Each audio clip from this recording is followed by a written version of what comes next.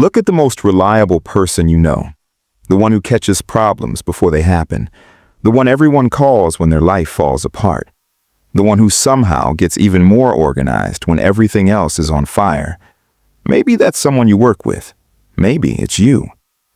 Everyone calls this person disciplined, driven, a natural high performer. And from the outside, it looks exactly like the kind of life people are told to chase. But there's a moment nobody else sees. It's late. The laptop closes.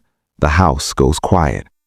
And instead of feeling proud, this person feels strangely exposed, like the silence just took away the one thing that was protecting them. That's the part burnout doesn't explain. Burnout tells you what it feels like.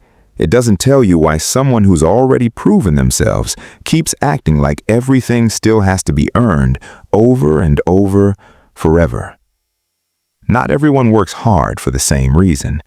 Some people are genuinely pulled toward the work, building something, solving something, making something they're proud of. It gives them energy, even on the hard days. But for some people, the work isn't pulling them forward. Something behind them is pushing. You can spot the difference in one place. What happens when they try to stop?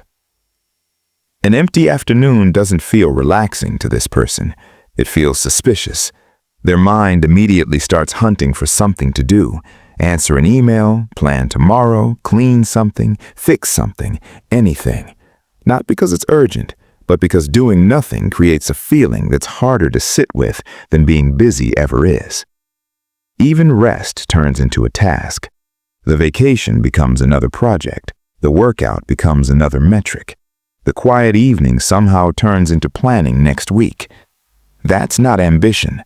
Ambition has a destination. This is just permanent motion. Performance becomes identity. Psychologists have long pointed out that people build their sense of being okay from different places. Some from relationships, some from curiosity, some from just liking who they are. Achievement matters, but it's one piece among many. For other people, that spread out foundation collapses into a single question, asked over and over. Did I produce enough today?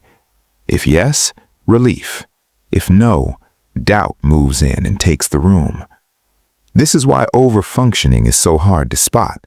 It wears the exact same clothes as real excellence, the long hours, the reliability, the reputation. On paper, a genuinely passionate high performer and someone terrified of stopping look identical. But underneath, they're running on completely different fuel. One is trying to build something. The other is trying to prevent a question from ever getting asked out loud. What if I'm not enough? Once that question is running the show, every finished task stops being progress. It becomes armor. The fear isn't failure. It's being seen. This person fails all the time, the same as anyone. A bad presentation, a missed deadline, a rejected pitch. Those moments sting, and then they pass. What doesn't pass is the fear of someone finally seeing the version of them they've spent years trying to outrun. That's why delegating feels reckless, why asking for help feels expensive. Not because help isn't available, but because being helped means being seen. And being seen is the one thing this pattern cannot survive. So instead, they carry more, not because they enjoy it, because carrying everything feels safer than letting anyone watch them struggle with anything. In 1978, psychologists Pauline Clance and Suzanne Imes studied something closely related to this in high-achieving people. A pattern where accomplishments never actually land as proof of competence, no matter how many pile up. They called it the imposter phenomenon. The unsettling part of their research was this: success doesn't cure it. Repeated success just resets the fear back to zero and asks for more evidence next time. Overfunctioning works the same way. It's not hiding incompetence. It's hiding uncertainty, one finished task at a time. And the finishing never actually closes the case. The world doesn't just tolerate this, it rewards it. Think about what actually gets praised at work. The person who answers emails at midnight, the one who's always available, the one who never seems overwhelmed, so they become everyone's first call. Companies can only measure output.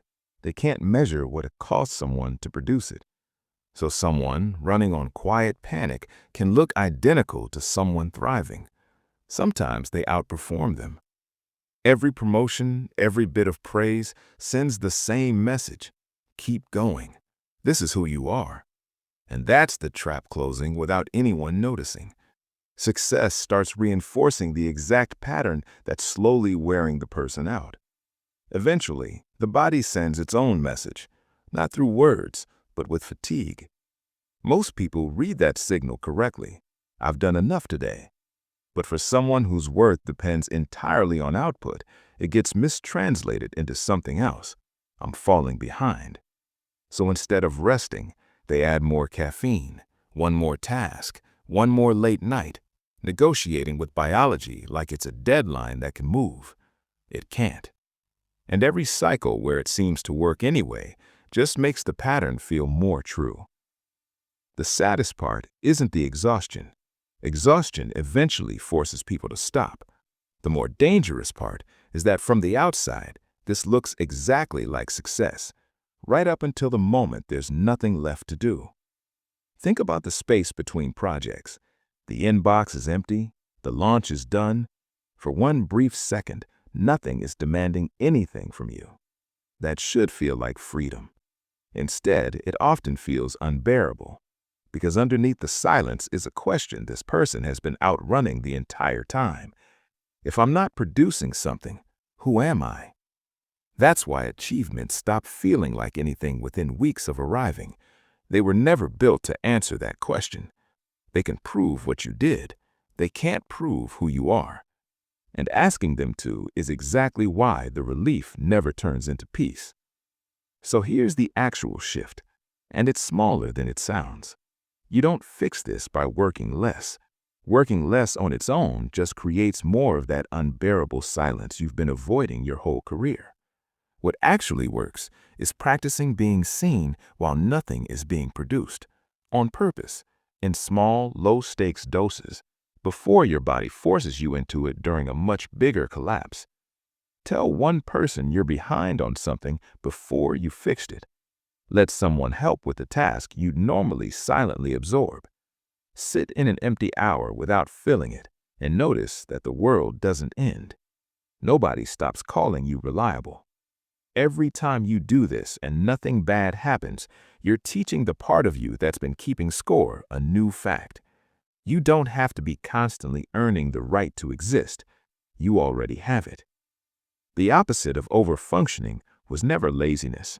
It's the simple, terrifying idea that you could stop proving yourself and still be enough.